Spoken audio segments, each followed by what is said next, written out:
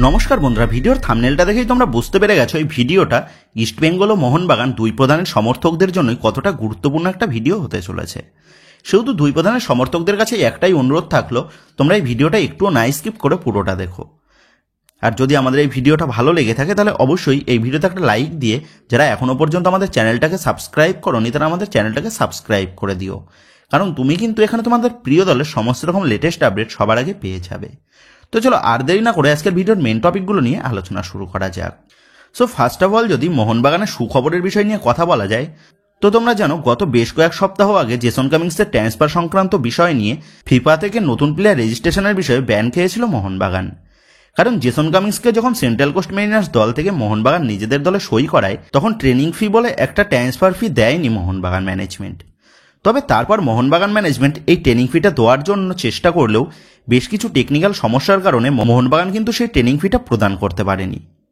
কিন্তু মোহনবাগান ম্যানেজমেন্ট যেহেতু তাদের এই ফিটা ডিউ রেখেছিল, সেই কারণে গত কয়েক সপ্তাহ আগে ফিফার তরফ থেকে মোহনবাগানকে মেল করে জানিয়ে দেওয়া হয় যতদিন না পর্যন্ত তারা ওই ফিটা প্রদান করবে ততদিন পর্যন্ত মোহনবাগানের নতুন প্লেয়ার রেজিস্ট্রেশনের বিষয়ে ব্যান থাকবে। কিন্তু এই খবরটা জানার সাথে সাথেই মোহনবাগান ম্যানেজমেন্ট তারা কিন্তু ব্যানটা তোলার জন্য ফিফার সাথে কথাবার্তাও শুরু করে দেয় এবং ফিফার তরফ থেকে জানানো হয় তারা খুব শীঘ্রই ব্যান ওঠানোর জন্য সমস্ত প্রসেস এবং লিঙ্ক পাঠিয়ে দেবে মোহনবাগান ম্যানেজমেন্টকে। তো যাই হোক, এর আগেও মুম্বাই সিটি এফসি তারাও একবার ফিফার তরফ থেকে এই একই রকমের নিষেধাজ্ঞা পেয়েছিল, আর সেই কারণেই মোহনবাগান ম্যানেজমেন্ট ব্যান খাওয়ার পর থেকেই তারা কিন্তু মুম্বাই সিটি এফসি ম্যানেজমেন্টের সাথে যোগাযোগ করেছে তারা যখন ব্যান খেয়েছিল তখন তারা কিভাবে বিষয়টা হ্যান্ডেল করেছিল সেই বিষয়টা জানার জন্য। তো অবশেষে আজ মোহনবাগান ম্যানেজমেন্টের কাছে ফিফার তরফ থেকে সমস্ত রকম যাবতীয় তথ্য এবং লিঙ্ক পাঠিয়ে দেওয়া হয়েছে এবং ফিফার তরফ থেকে লিঙ্ক পাওয়ার সাথে সাথেই মোহনবাগান ম্যানেজমেন্ট তারা কিন্তু যথারীতি সমস্ত রকম প্রসেসটা কমপ্লিট করেছে এবং ক্ষতিপূরণের অর্থটাও পে করে দিয়ে ফিফার কাছে তারা ফরওয়ার্ড করে দিয়েছে। এবং যেমনটা খবর জানা গেছে, ফিফার সাইটে কিন্তু মোহনবাগানের দেওয়া ফাইন এবং ডিটেলস সমস্ত বিষয়টাই সাবমিট হয়ে গেছে এবং আগামী 24 থেকে 48 ঘন্টার মধ্যেই ফিফার তরফ থেকে অফিসিয়ালিভাবে ঘোষণা করে দেওয়া হবে মোহনবাগানের ব্যানটা তারা তুলে নিয়েছে, যেটা কিন্তু এই মুহূর্তে দাঁড়িয়ে সমস্ত মোহনবাগান সমর্থকদের জন্য বড় একটা সুখবর সেটা বলাই যায়।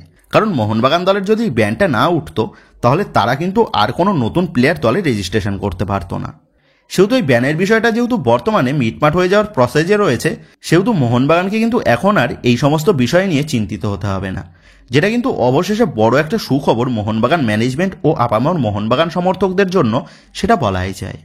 তো যাই হোক, এবার পরবর্তী আপডেটটা বেরিয়ে আসছে 20 বছর বয়সী ভারতীয় রাইট ব্যাক পজিশনের প্লেয়ার তেকচাম অভিষেক সিংকে নিয়ে।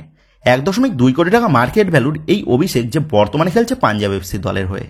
রাইট ব্যাক ও লেফট ব্যাক উভয় পজিশনে খেলতে অভ্যস্ত থাকা এই অভিষেককে নিয়ে আবারও কিন্তু নতুন করে দল বদলের বাজারে দর বাড়াবাড়ির খেলা শুরু হয়ে গেছে। তো তোমরা জানো পাঞ্জাব এফসি দলের এই তরুণ ডিফেন্ডারকে দলে নেওয়ার জন্য ট্রান্সফার মার্কেটে বেশ কিছুদিন ধরেই ইন্টারেস্ট শো করেছিল বাংলার দুই প্রধান ইস্টবেঙ্গল ও মোহনবাগান।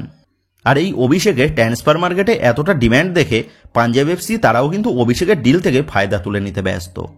প্রথমে অভিষেকের বিষয়ে পাঞ্জাব এফসি যে পরিমাণ ট্রান্সফার ফি চেয়েছিল, তারপর অভিষেকের পেছনে দুই প্রধানের নামতে দেখে পাঞ্জাব এফসি তারা কিন্তু সেই অর্থটা প্রায় 3 গুণ করে দেয় এবং যেমনটা জানা গেছে অভিষেককে ছাড়ার জন্য পাঞ্জাব এফসি ম্যানেজমেন্ট তারা কিন্তু বর্তমানে 2.5 থেকে 3 কোটি টাকা ট্রান্সফার ফি চেয়ে বসে আছে। আর প্রথমে অভিষেকের বিষয়ে ট্রান্সফার ফির পরিমাণটা জানার পর দুই প্রধানের পক্ষ থেকেই অভিষেক সিংয়ের ডিল থেকে তারা কিন্তু একটু মুখ ফিরিয়ে নিয়েছিল। তবে বর্তমানে দাঁড়িয়ে আবারও যেমনটা আপডেট জানা গেছে, ইস্টবেঙ্গল ও মোহনবাগান দুই পক্ষই কিন্তু এই অভিষেকের ডিলে আবারও অ্যাক্টিভ হয়েছে। বিশেষ করে ইস্টবেঙ্গল ম্যানেজমেন্ট তারা কিন্তু অভিষেককে দলে নেওয়ার বিষয়ে ডেসপারেটভাবে কাজ চালাচ্ছে।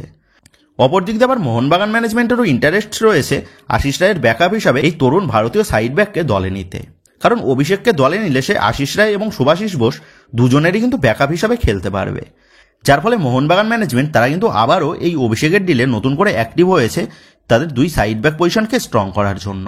অপরদিক দিয়ে আবার ইস্টবেঙ্গলের স্কোয়াডেও তাদের কিন্তু দুই সাইড ব্যাক পজিশন নিয়ে সমস্যা থাকায় তারাও কিন্তু এই অভিষেককে দলে নিয়ে নিজেদের সাইড ব্যাক পজিশনকে মেরামত করতে চাইছে। সেক্ষেত্রে এটা বলাই যায় মেহতাব সিংয়ের ডিলের মতনই এই অভিষেক সিংয়ের ডিল নিয়েও কিন্তু ট্রান্সফার মার্কেটে একটা ডার্বি আমরা দেখতে পেতে চলেছি। তবে মোদ্দা কথা হলো, অভিষেককে ছাড়ার জন্য যে পরিমাণ ট্রান্সফার ফি দাবি করে বসে রয়েছে পাঞ্জাব এফসি, অতটা ট্রান্সফার ফি দিয়ে অভিষেককে কোন প্রধান দলে চূড়ান্ত করতে পারে সেটাই কিন্তু দেখার বিষয় হবে। তো যাই হোক, আগামীতে এই অভিষেক সিংয়ের ডিলটা নিয়েও যে ট্রান্সফার মার্কেটে একটা বড় লড়াই হতে চলেছে তার ইঙ্গিত কিন্তু এখন থেকেই পাওয়া যাচ্ছে। তো বন্ধুরা, তোমাদের মতে এই অভিষেক ইস্টবেঙ্গল নাকি মোহনবাগান, কোন দলে আসলে তুমি বেশি খুশি হবে? এই বিষয়ে তোমাদের মতামতটা অবশ্যই নিচে কমেন্ট করে জানিয়ে দিও। তো যাই হোক বন্ধুরা, এই ভিডিওতে গুরুত্বপূর্ণ আপডেট দুটো নিয়েই তোমাদের মধ্যে আলোচনা করার ছিল। তো আশা করি ভিডিওটা তোমাদের ভালো লেগেছে। তো যদি ভিডিওটা ভালো লেগে থাকে তাহলে ভিডিওতে লাইক দিয়ে চ্যানেল সাবস্ক্রাইব করে পাশে থাকা বেল আইকনটা অবশ্যই প্রেস করে দিও। তো বন্ধুরা, এই ভিডিওটা এটুকুই ছিল। তো আসি বন্ধুরা, দেখা হচ্ছে পরের ভিডিওতে।